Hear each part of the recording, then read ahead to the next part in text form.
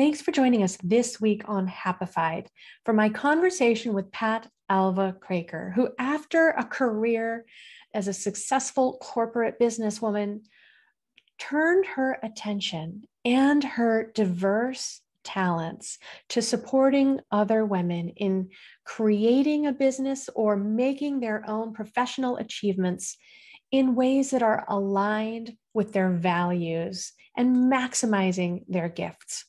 I know you're going to get a lot out of this conversation today. I am so glad that you're here with us.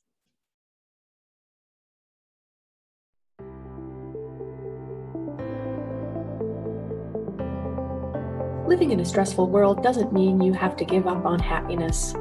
Instead, you can shift your perspective of stress and discover how to live your life in flow. Welcome to Happified. I'm your host, Susie Vine. Join me for inspiration and interviews with folks who are shining their light in the world in the areas of positive mindset, health, and wellness. I'm so happy to have you here.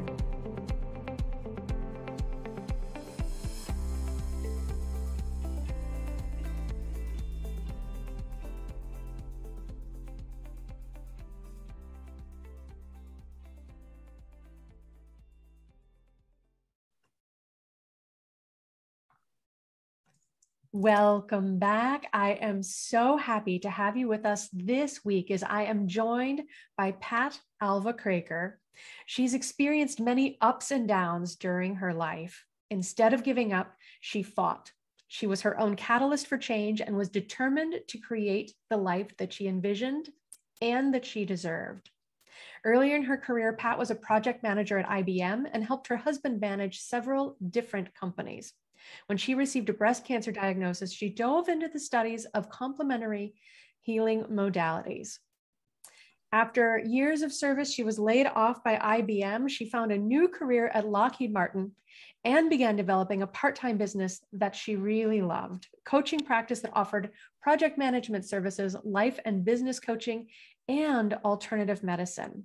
And I love to see people creating a business that lights them up, that really fills all of the blanks and brings their unique experience to the table.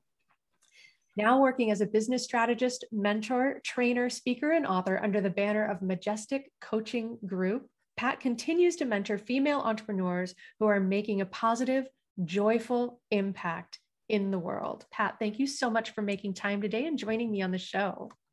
Oh, Susie, thank you so much. I just love the theme of your podcast. Stress-free, less stress, and more flow. Who doesn't want that, right? We all need that. And I know that you're making a difference in the world out there, especially with women entrepreneurs, because you and I know it can be very stressful being an entrepreneur.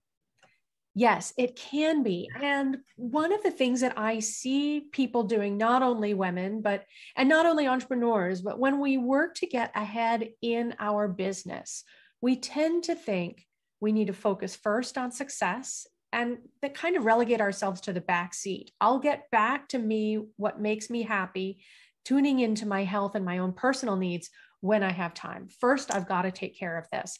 And it sounds like in your own experience, unfortunately, due to this harsh diagnosis and discovering you had cancer when I think you were still very young, you kind of came face to face with how those priorities don't quite line up the way that we think that they do.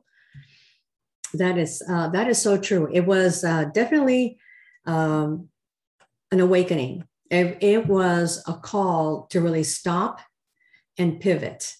And it caused me to look at my life and say, where am I aligned? And really, what is the true cause of the cancer? And what do I need to learn from this experience? Because it's not an accident, and I'm here to learn something about it. So I became very curious. And I studied Louise Hay, and she has a book on healing and called You Can Heal Your Life. And I learned that when it comes to breast cancer, it's about overgiving. And I just went, as soon as I read that, I said, yep, that's me. As the oldest of five, I was overgiving, trying to solve the problems of my siblings at work. You know, I was overgiving because I didn't have good boundaries. And, you know, really, I found myself just depleted. I didn't have enough in the cup to really give to anybody else, my family, even myself. So I came to a point where I needed to ask myself, what do I really value in life, and what really matters? And from this point, how will I pivot? What changes will I make in my life that will allow me to be healthier, more in balance, and really do the things that matter? And that's where I came to an understanding that it was important to have boundaries, right? It was important to have boundaries. And, when I was growing up, and even as I did get, cancer in my 40s. And one of the things that I realized is that there were points in my life where I just didn't even know what I stood for, right? And I just was wanting to fit in. I wanted to belong. I wanted to be seen as a team player. And because of that, I was the poster child of the doormat. I was a poster child of the doormat. And I said yes to situations where I really wanted to say no. And, I wanted to help everyone at the cost of my own peace of mind and my health. And it got to a point where I was experiencing a lot of frustration, anger, bitterness, and I was emotionally, physically, and spiritually just drained from that. And there was this level of anger, and really the anger and the frustration that I felt for other people, it wasn't them. It was me. I was angry and frustrated at me and my inability to stand for myself. And so that caused me to put a lot of hours into my job and add a lot of stress that was unnecessary because I was doing things that weren't really in my expertise, just to be the nice guy, the team player, to be accepted. And so many women do that in corporate, and then they bring it into their business. Would you agree? Absolutely. I think that your story is one that rings true for so many people, because I know I was raised in the Midwest, but I don't think it's unique to the heartland. But there's very much this expectation that girls will be helpful, supportive, agreeable, not make a fuss, not stir the pot or cause any trouble, be very diligent, hardworking. There's a lot of expectations to come also without any complaint. And, that picture of corporate success is say yes, be ready for the challenge, step up and demonstrate how good you are at your job, but also not to really make waves. I find it fascinating when I hear things like, in applying for jobs, men may throw in their resume and say, yes, I feel qualified for this job, even when they don't check all the boxes. But women always feel underqualified, underprepared, and will sit back and miss opportunities because we don't take this opportunity to speak for ourselves and to proclaim our own potential. So there's so much in what you were just saying that I want to come back and unload. So I know we're going to have a terrific conversation today. And I wanted first to highlight the fact that your terrifying diagnosis and, there's just more and more, we just can't even go, it feels like months without learning that a friend has a diagnosis if it isn't our own. Cancer has become so prevalent. And your, in that moment, decision to get curious and to seek your own answers and resources, I think is so empowering. And I really want people to listen to that, because without your taking that initiative and taking that stand for yourself, it's hard to think of where you might have gone in that process, only, emotionally and spiritually, but also to the extent that you really created the foundation for your own healing, because it does take this broader scope of modalities than we can find in Western medicine. Yes, it is so true. One of my mom is a breast cancer, also had breast cancer. So you can just imagine when I learned that, when I found that lump myself, and the thoughts that went through me when I'm like, okay, my mom has breast cancer, what are the chances that I'm going to get it, that it will? And so Yeah, it's like at that time, when we thought about cancer, it was like, am I going to die? That was the first thing that would go through your mind. Am I going to die? Way back when, uh, before we had all the technology and all the discoveries now, that was the first thing that would come to mind. So, I remember hearing the diagnosis, and then my husband and I were going on our way back home, and we were an hour from the hospital. And so I remember sitting in the car, and I said, I am going to heal myself. I'm going to heal myself. And just claiming that. And I didn't want to just turn over my health over to a traditional doctor, because so many women just give up and say, you take care of me. I'll do whatever you tell me. And I didn't want to lose that power in my healing journey. So I took in the traditional medicine. And like you said, a well-rounded healing journey really includes alternative medicine. So I dived in and I learned a lot about aromatherapy, diet. I even became a Reiki master in the process of wanting to heal myself. And really, there was a journey of self-discovery through meditation, through journaling, and through really wanting to understand how this came to be, how I was responsible for this, and how do I learn from it and change my life going forward so I don't repeat the lesson. And the lesson is of overgiving, not having boundaries, not knowing what I stand for, and allowing everybody's agenda to be the agenda that I lived under. Like, oh, Pat, I'm working on a project. I need your help. I should have said, my job description doesn't really align with that. So no. And just being able to have that level of discernment, like this is what I value. This is who I am. This is my mission. And no, what you're asking me to do doesn't fit.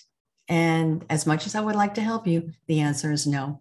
Well, I didn't have that. And through my journey of self-discovery, I realized I need to start putting boundaries in, because I cannot be everything to everybody and be overgiving. So it was like a 2x4 right in the forehead. Sometimes those lessons we have to learn the hard way. And when we don't learn them the first time, they come back around to get us. And you mentioned too, when you were talking about discovering these boundaries, noticing yourself being angry and resentful and becoming aware that it was because of the situation you had created for yourself by not having these boundaries. And that's one of the things that I like to tell people to watch out for is after you agree to something, how do you feel? You've got to check in, because it isn't their fault if you're not the one saying no. But we have to know first what our priorities are and what our boundaries are so that we can stand behind them. And so I know that you really dial into the nuances here. And I think this is a really powerful topic too along the way. So we'll dive in here in terms of how can we look at boundaries? Is there a broad slate, or can we kind of see different types of boundaries? How do we explore these? Right. So I love that question, because this will allow us to get everybody on the same page. So boundaries align with what we value in life and what matters most. And it teaches people how to treat us. And it also empowers us, because when we know what we value and we're in alignment with what matters, it's easy to step into our power, basically, and be firm and live that life of our values. Because when we do, it really creates our ideal life. And when we do that, there are so many benefits. There's the benefit of an increased self-esteem. You're more confident. You allow yourself to be true to yourself, and you're more discerning about the things that you say yes to. So there are so many benefits. And when you do that, when you know what you stand for, you know what to say yes and no to, your stress goes down. It definitely affects your stress level, because you're only doing the things that matter and that are aligned and that you value. And there are different types of boundaries. And I'll just mention a few. One of them is relationship boundaries. And in relationship boundaries, the boundary begins when where the other person ends. So wherever you end and where they begin that's where the boundary.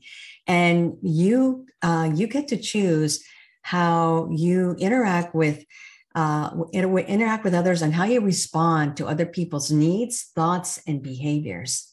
You get to choose how to do that.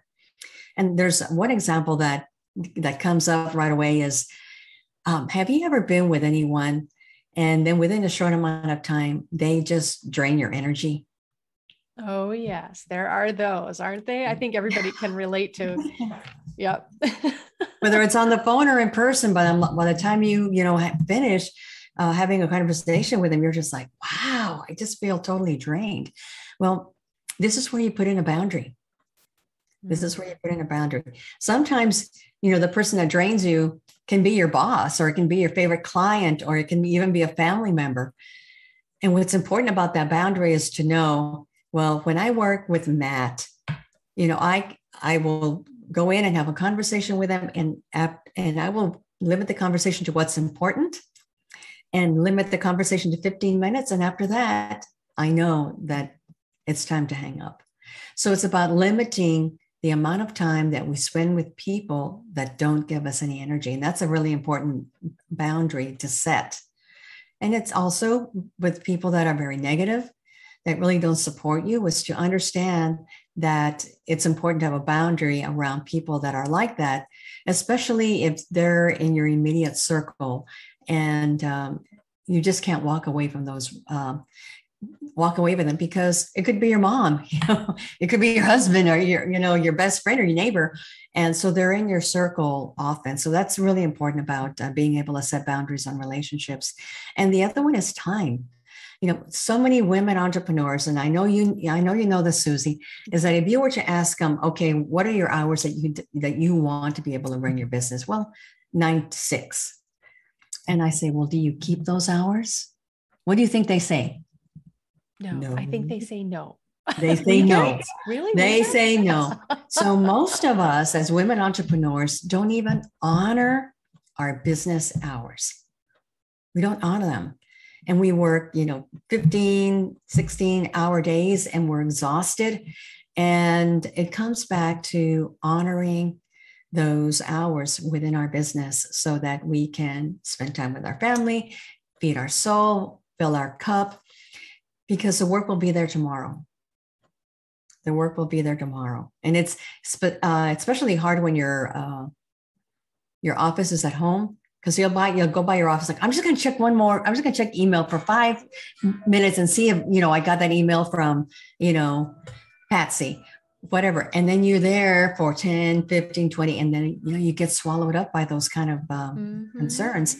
So it is about setting boundaries on time, and setting and understanding and having boundaries around what makes you thrive.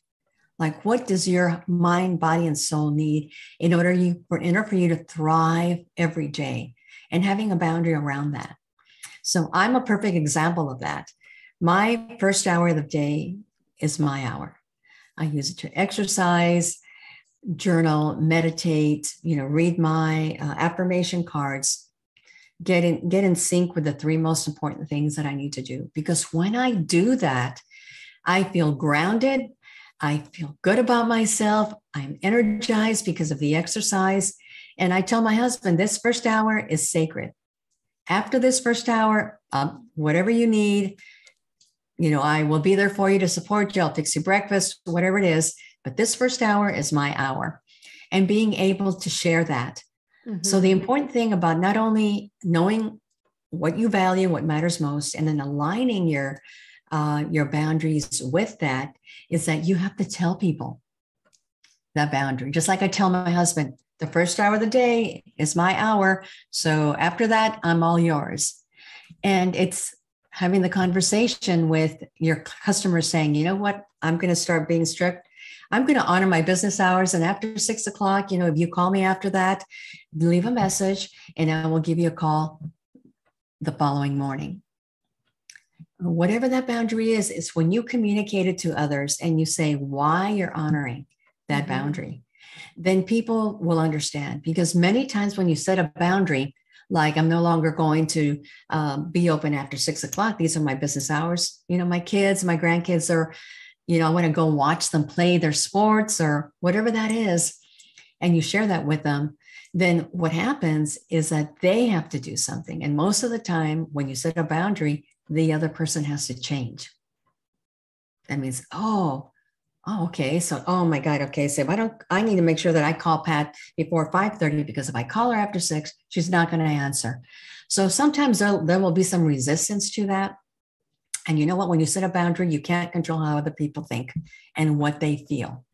You just have to honor yourself and what is true to you, and let the cards fall where they may. Yeah.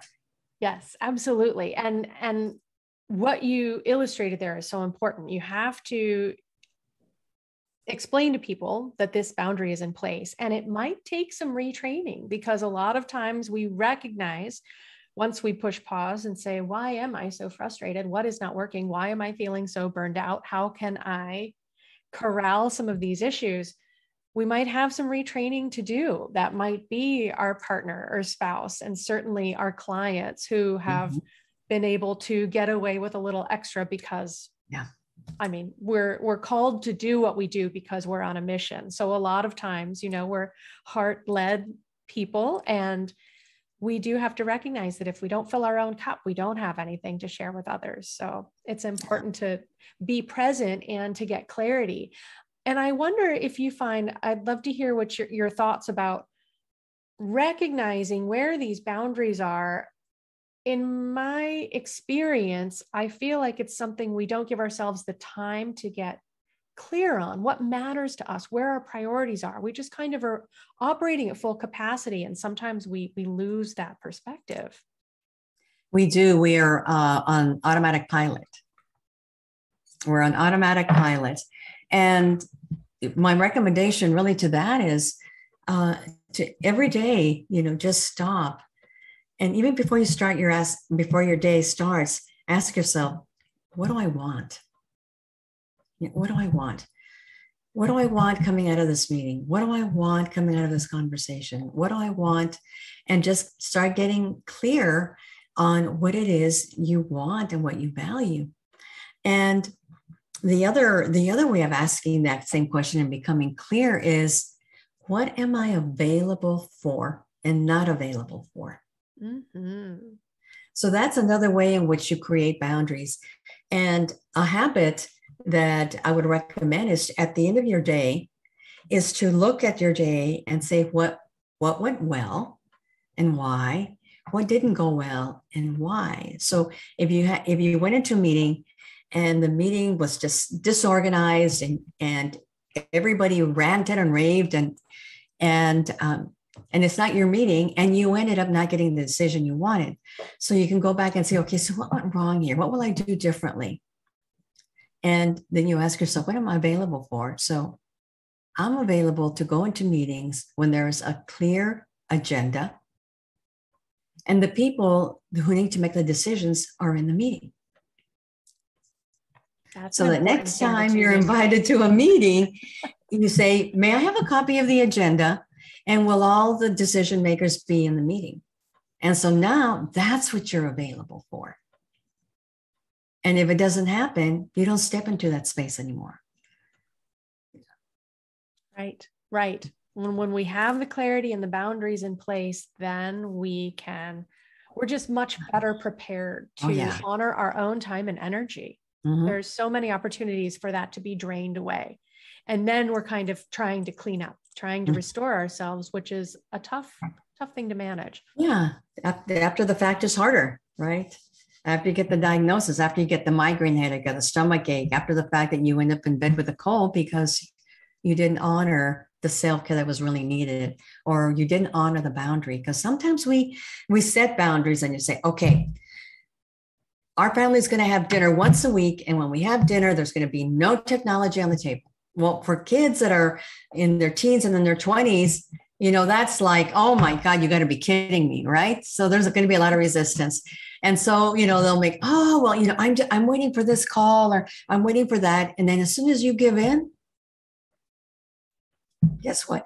Well, mom, last time we went to eat dinner, you let me, blah, blah, blah. And so you have to stay firm on your boundaries and not give that wiggle room, because once you do, then people will think, well, I can just step over this boundary. It doesn't matter. It doesn't matter enough to her because she gave me the wiggle room to ignore it. Can't do that. Yeah, you can't do that. So you have to stay firm, even if you have to deal with resistance from other people. So it becomes really important. Yes. And I appreciate your point too, that you were making in that as you're explaining where your boundaries are, giving reason for it is acceptable. You don't have to make excuses or feel bad that you're making this request. You have this right to delineate this space and explain what your needs are. And I think that's a very important thing, especially kids, some coworkers, people who tend to think they can take an inch and then push for a mile. So it's a slippery slope. It is a slippery slope for sure. Yeah, for sure. And really giving yourself permission to set the boundary. Yes. Especially if this is a new practice. Which it will be for some of the women who are listening to this call, is that it will be. If you have not been, setting boundaries, you know what it feels like. It's that level of frustration and you're bitter and you're angry at other people, but really it comes down to you not setting the boundary and really being really clear about what you're available for and not available in your life and in your business. So yeah. Yes. And so I love those questions, and I hope that folks make note of those too. What do I want? What am I available for? And what am I not available for? We get to draw those lines for ourselves. So my question to you, Susie, is what are you available for? What's one example of what you're available for, right? I am available for people who are equally engaged in bringing their energy to the meeting and not sitting back and waiting for solutions to be handed to them. I love it. I'm available for inviting clients to work with me that bring me joy. Yes. And are willing to do the work. I'm available for that. Definitely. And I'm available for chocolate also, by the way. Ooh, I'll add that. Just so you know. And I hope that as folks are listening or watching, they take this opportunity to claim something, because the energy that comes with that statement just hits you right away. And this is what we need to call in more of. Just really take that in, how empowering it is to make a claim on our own behalf, especially as you said, if this is a new practice, we have to start building these muscles and getting used to it. It feels a little awkward at first. Mm-hmm. And that's just because it's something that we haven't been doing the way that we can. So yeah. It's practice. And once you start setting your boundaries, you will experience a sense of freedom that you will say, I'm going to start setting boundaries in life, in business, in here and there. And the level of stress will go down. You're going to feel more empowered, confident. It's like, you're going to say, why didn't I do this before? Yeah, why didn't I do this before? Yeah, it's a wonderful way to be shifting into momentum, right? To come back to the things that you love about what you do, instead of spending a lot of time dealing with the things that drain you. Exactly. And being aware, when you do something that drains you and you say, God, this activity really drains me. Okay, I am no longer available for that. Once you recognize it and you become aware, I'm not available for that. Or when something really good happens and you're like, oh my God, I felt really good after this meeting. I'm available for more of that. And just start, like you say, start calling it in. Start calling it in. Yeah. It's powerful. Beautiful. And so in your work with women who are building their careers, are there other ways in which you find them getting stuck or finding frustration that tend to be common themes? Boundaries are certainly a big one, but beyond that? Yeah, boundaries are certain, a big one of that. Well, I would say the other one is living through intention. So I believe that, whatever you think about, you will bring about.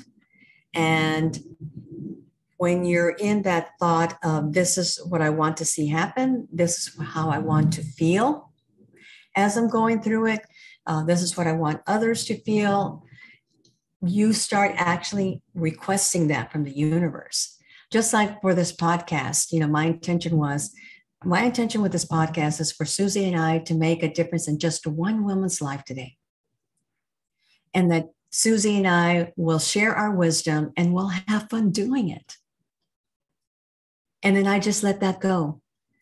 And when we live our life with intention and really thinking from the end in mind, and then just asking for that every day, your life will change.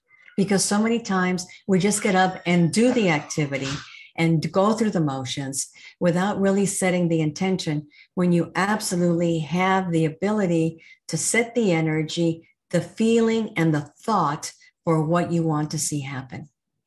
And I take it a step further. Not only do I say, this is what I want, this is my intention for this podcast, I'll answer the question, how do I want to feel?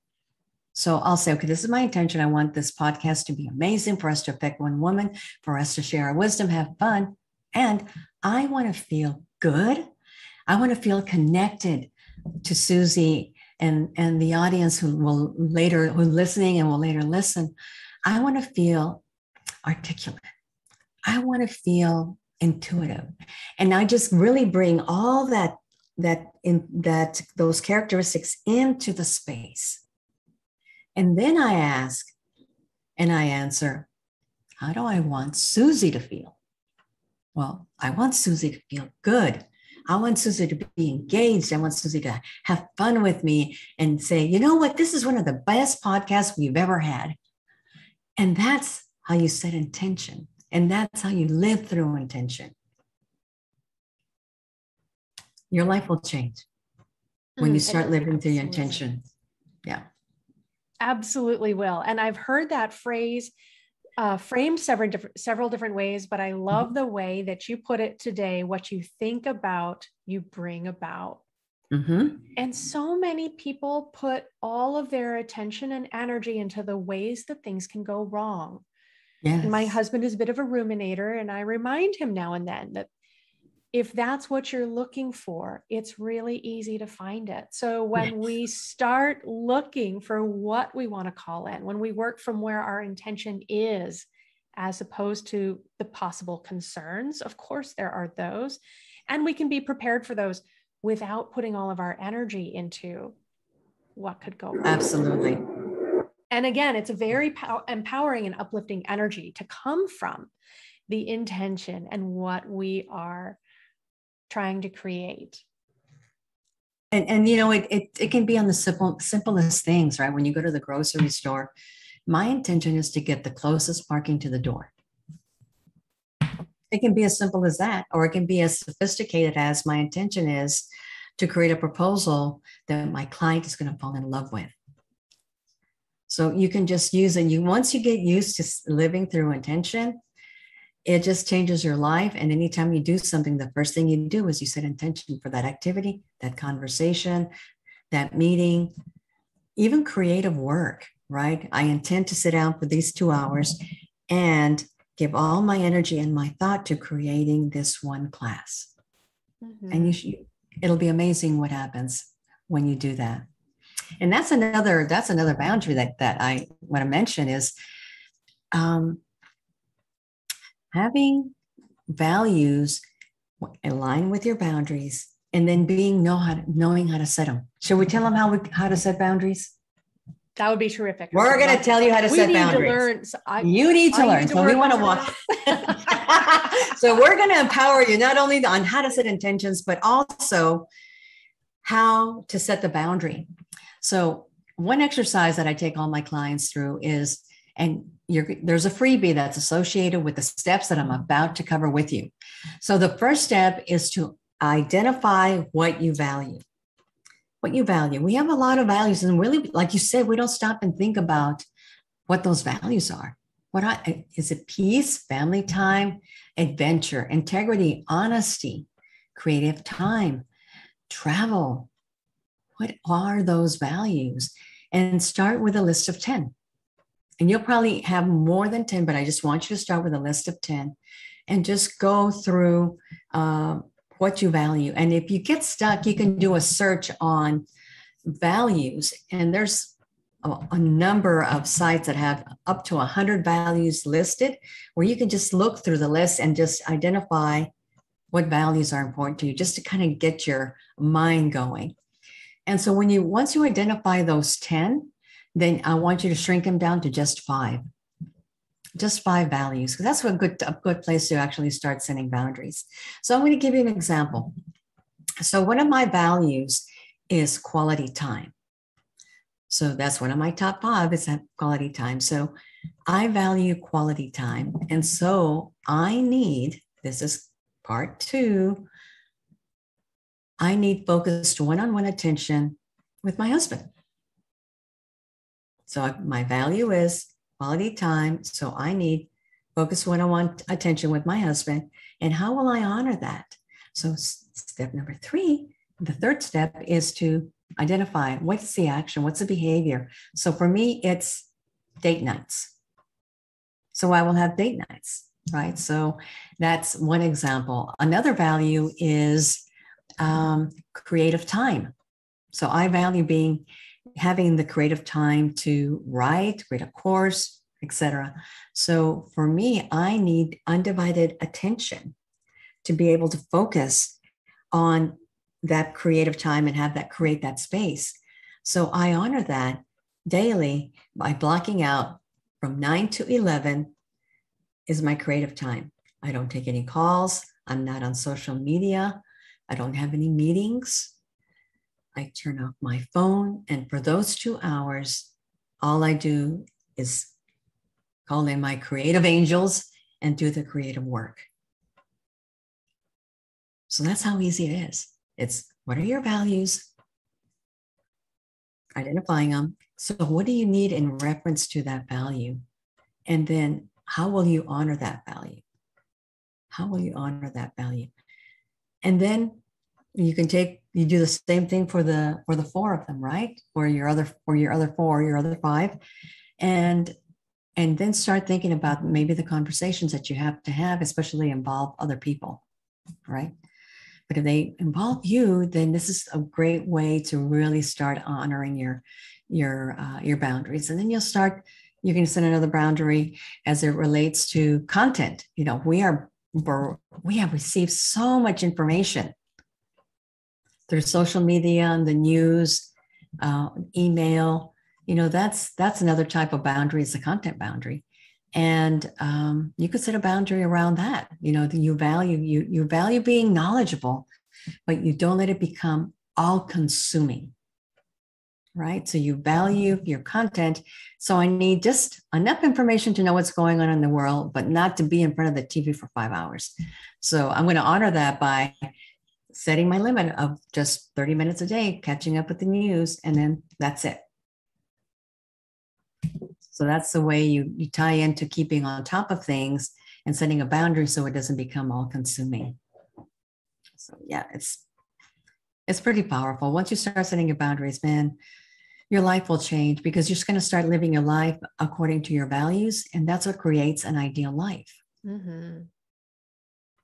Yeah. Yes. And I love that intentionality and awareness that is part of the process, because again, we tend to go through life trying to keep up and not carving out the time to honor ourselves by really getting clear on what it is that serves us and what we need. And so this exercise of self-exploration is so important because, I mean, how many of us can rattle off 5 values off the top of our fingers? Some of us in this space, you know, we've gone through exercises like this and it's easier for some than others. So I love your suggestion too, that if you do an online search, if you feel like you're struggling for what these values are, you know, make a list, come back to it through the day, let some ideas bubble up. But sometimes we need to expand our vocabulary and take a look at a list, because there might be something there that we haven't put any attention or energy to that's really been missing. So And then having that clarity and a game plan, because willpower is finite, but when we have our why, the reason that our driving force is clear, it's much easier to commit to that creative space and turn off notifications for 2 hours, not be available for meetings. People might just have to wait another day or 3 to get in front of you, so that you can do what you're driven by, what you're passionate about bringing into existence, because no one else can create what we're here to create. It is so true. That's helpful. I'm glad we dug in a little more deeply into how to establish those boundaries, because again, I think it's a skill that many of us could use some honing. Yeah, exactly. It's boundaries are really important. They contribute to our success, and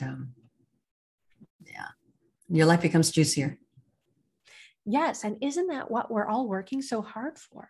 And I find that many people think we have to dig in, we have to work really hard right now. As soon as we're successful, then we can get to the things that light us up.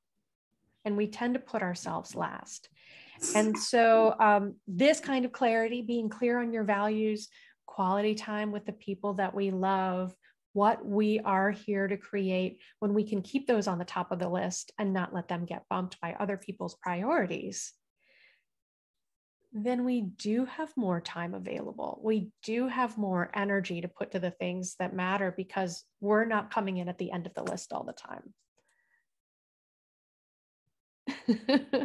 and what I'd like for our listeners is that as you start creating boundaries, there's a plane flying over me, and you start living your boundaries, then the other women around you, your daughters, your nieces, your sisters, you become a role model for them. So not only do you start changing your life, but we actually start affecting the planet, right? We start affecting other women, and we invite them to start setting boundaries for themselves. And that creates a ripple effect. Of the best sort. Absolutely. The most inspiration comes by doing, comes by living true to our principles and our passions. And I think that is important. And, perhaps that resistance when you start defining your boundaries and telling people what you are and aren't available for might come from a good friend, might come from someone within your family who says, oh, who are you to say I can't call you while you're working, right? Or I can't call you after you're off the work clock. And after that initial resistance, as they watch you walk forward in integrity, they get to see that does work, that they can do that for themselves. We need to light that spark in others, because sometimes doing is much more effective than telling. Yes, I totally agree with you. Right. And just doing it and having them observe you, it's, it will work. Definitely will work. So, yeah. And so you have actually a terrific resource that's available to our audience on boundaries. And so we'll have that link in the show notes as well. Yes. And so you can get a little support in creating your own. Absolutely. So the steps that we covered today on setting the boundaries, starting with the 10 values and going down to 5, and then what you value. So what do you need and how you honor it? It's all in there and explains how to do it. So it's a really good cheat sheet for you to set in boundaries. And it's at my website, majesticcoachinggroup.com/setting-boundaries. Very simple. And you can just download it and set a boundary. Yeah. Get started today. And so in your work with the women whom you coach, you're able to take a very personalized approach. And I'd love for you to share a little bit about that too, in how people can really work with their strengths as opposed to feeling like they're trying to fit into a mold that doesn't really let them be authentic. Exactly. We have been trained by society to try to fit into other people's world and other people's boxes. And after a while, you start feeling out of sorts and you're not aligned. And so what I like to do is I like to work with women according to their human design. And human design it's a modality that it's a self-discovery tool. It is a performance tool that is based on your birth date and time. It combines astrology, I Ching, several modalities into one juicy modality called human design. And so everybody's different. And what I like about the human design is that I will sit down with women and I'll ask them, where are you? Where do you want to go? And let's use your human design, the way that our human design will tell us who we're meant to serve, how we're meant to serve them, how we're meant to market, how we're meant to lead, how we're meant to make decisions. And so it's really a profound way to scale their business. And it's very tailored to their specific design or blueprint. Some call it user's guide. And it really ends up being a lot of fun for both of us because it's a no-brainer to do and grow your business the way that you were meant to do and grow your business. So there's no guessing. There's no try to follow someone guru's formula. It's your personal formula that we're activating to help you move your business to the next level. And I just love it. Human design for business. Yeah.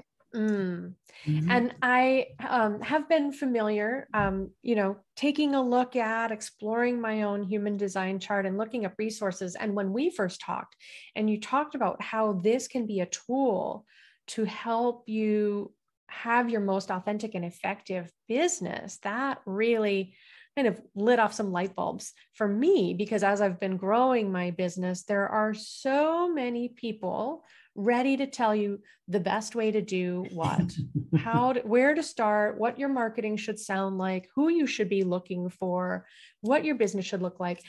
And we can put a lot of energy and a lot of time into things that don't resonate with us. And so with this little guide map, we can say, no, that might work for you, right? And we can let that go and stick with something that is going to be in flow for us. So we can be working with more ease and less force.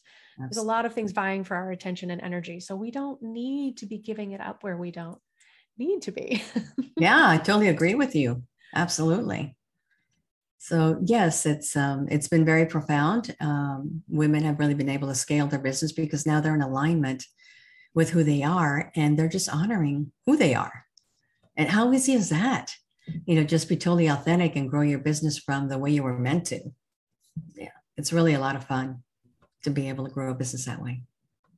Yes. And as someone who has, in your own experience, pushed yourself to the limits and then had to come back and learn a different way of being, a different way of holding your own space in business, you really have that perspective of seeing all sides of that equation, where people might be in terms of how well they're holding their own space and supporting their own energy so that they can do what they really dream of doing. Yeah, absolutely. Because everybody has a specific set of talents, gifts, and experiences, and the world is waiting for them to step up and step out in a big way. And being able to use human design for me to be able to help women that way is so satisfying. It's really satisfying to see it. Yeah, that's beautiful. I love your mission. We need a lot of people shining their light right now. And when you're working, authentically and integrity with what's important to you, that's a lot easier to do. Yeah, it is. Is there anything else that we didn't have time to touch in on, or other things they might find on your website? There's so many things available there, and your work is so vast. Thank you for asking. I do have a bestseller, Catherine's Quest, One Woman's Journey to Elation. And this book is all about self-leadership, which is everything that we've talked about today is about self-leadership. The power of intention is in here, and we go to it a little deeper. So this particular book, it's an easy read. It's 89 pages, And it's about a woman who loses everything. She loses her husband, her job, her home, and has to pick herself from the bootstraps and has to go through self-discovery, self-leadership, and then how to come out on the other end happier and in a state of elation. So it's a juicy story. I have put my musings in here. I provide different tips and techniques. It also comes with a journal and affirmation cards. And you can get this on my website under Catherine's Quest tabs. Yeah. So, and you mentioned using your affirmation cards too earlier in our conversation. And so that's something that I enjoy. I have a different deck. It looks like you created that one. And I think that's so powerful too. Something that people can do, make your own deck of cards, and draw from others. But how do you use them to start your day? So I'm going to draw a card for us. All right. So I accidentally tap it 3 times to put our energy in here. And then I just pick one and I just read it. So the one that I picked for us is, I bring my passion to my work.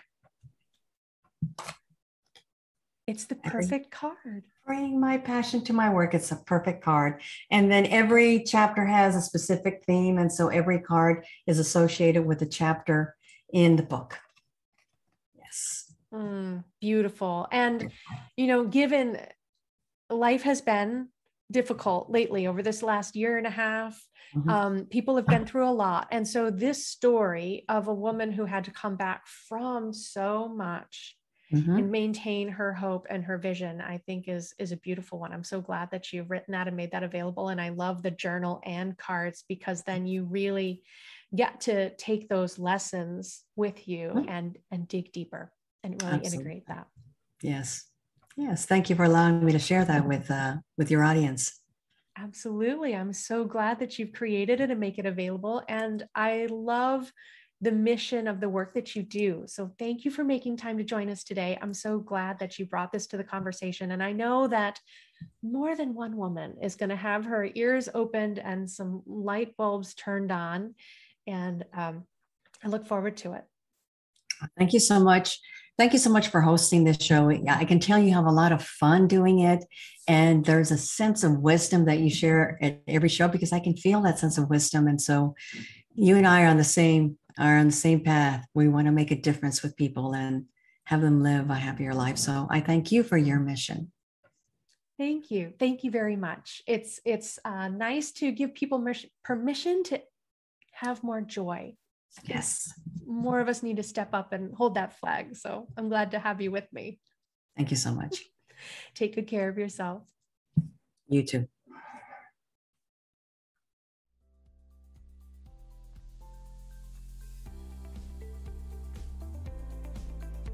Thank you for tuning in today.